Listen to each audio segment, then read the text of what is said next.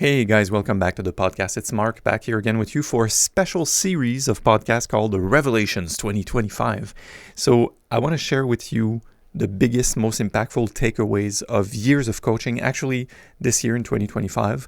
The endeavor, the podcast, the blog, everything's going to be 16 years old. So that whole platform is a teenager officially with acne and, the mood swings and discovering life. So here are the three main things that I take away. I will first state them. And that's, of course, about 15 years of teaching online, probably about 20 years of teaching online and off, along with a career as a professional musician of over 20 years myself. So if you don't know who I am, I'm Mark. I started this platform, jazzguitarlessons.net, along with the YouTube channel in 2009. And for the past years, I've been helping thousands of people explode their jazz guitar skills and become really confident at tackling improvisation, jazz standards, chord melody, etc. So here are the main takeaways, which I'll call revelations. Welcome to Jazz Guitar Lessons, where we help guitarists learn jazz faster, express themselves more fluently, and have fun along the way. My name is Mark, and if you're looking to learn jazz, form better practice habits, and especially if you enjoy a French accent, make sure to subscribe. Revelation number 1. There exists a proven system. So you can use that system to become confident in playing jazz, becoming a really good guitarist in about 45 to 70 minutes a day, without wasting your time, without wasted practice hours, without wasted effort. So I'll dig into this one in this episode, and then next episodes, we're going to have number 2 and number 3. So number 2, you can learn, half a dozen or a dozen jazz standards really quickly with these 5 steps I'm going to describe and remove 90% of what you've been told to practice.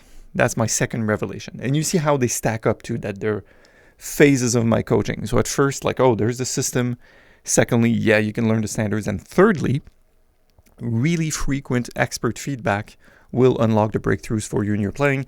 Actually, I think it's the only way that it can reveal what's missing and on your journey, right? And then transform your playing. So hard to do in a vacuum. You need to get the feedback.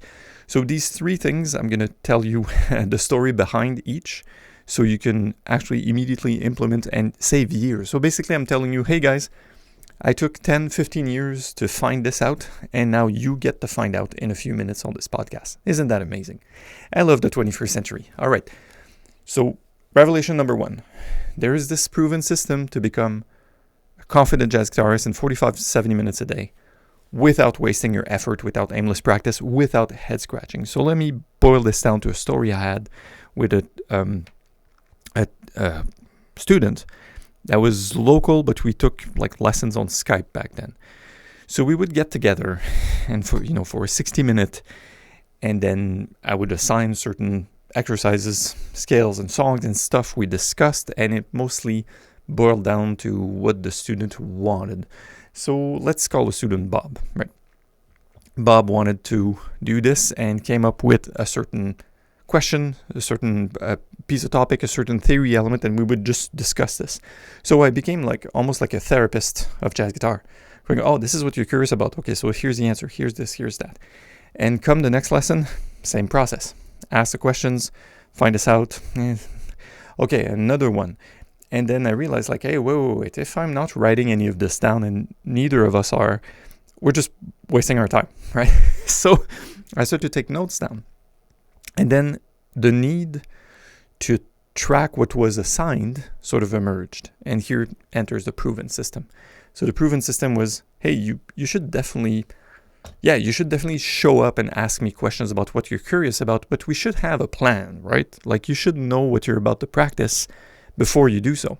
And that was my experience going to college as well. There's so much time in a day, so I have this much time to practice, so I should definitely have a plan of attack. Even before I pick up the instrument, before I touch the guitar, I need to know what I'm going to do, right? And this has several little ramifications, so you know what you have to practice. Secondly, with Bob, what I said is, wait, you have these 12 things we talked about so far. You can't practice 12 things, not every day at least. So practice 3 or 4 things now for a month or 2 or 3, and then the next 3 or 4 things, and the next 3 or 4 things. I used to have these laundry lists, 20 things to practice every day, and you don't practice these 20 things, not with a degree of success anyways. So that was a big revelation going, hey, there's a system, and realizing that we can only do so much focused practice, which is 45 minutes a day at a minimum, 30, 45. And my best, quote unquote, students in the accelerator coaching side, by the way, link in the description if you're interested to be part of the next cohort and get all the bonuses and time with me and etc. An average for the highest performing was like 72 minutes per day. People say, I'm going to practice 3 hours, 4 hours. Like, no, actually, that ties into my next point.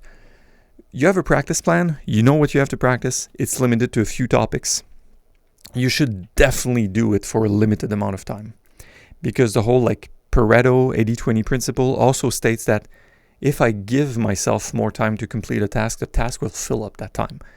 So using a timer is crucial, and using the timer is to stop myself from practicing for too long. For instance, I have these 3 things on my docket.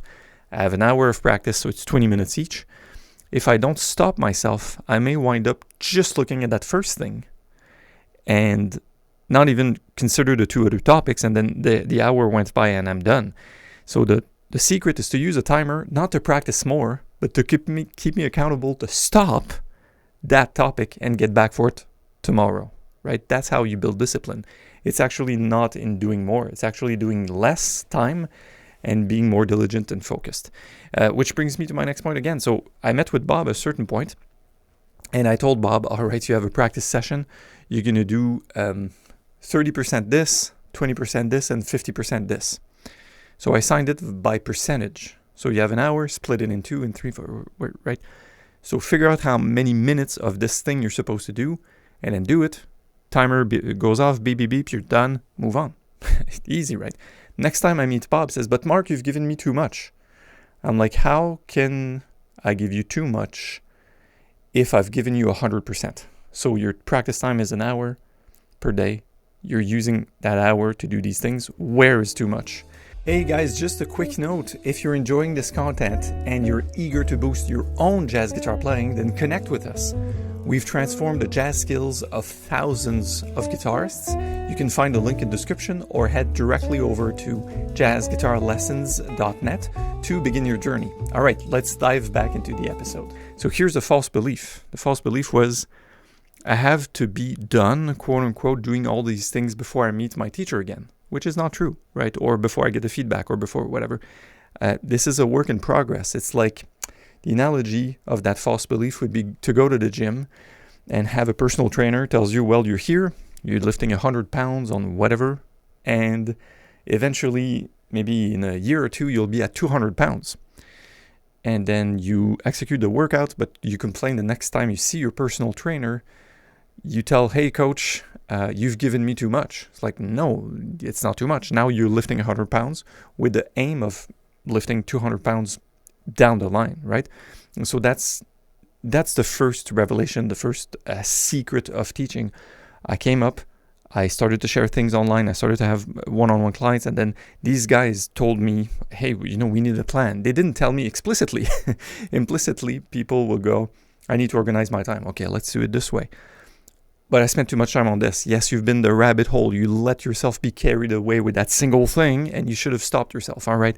You're trying to practice too many topics. No, we practice only 3 or 4 things, which will be in the next revelation. What do we practice? Now we're structuring, like, how are we going to practice?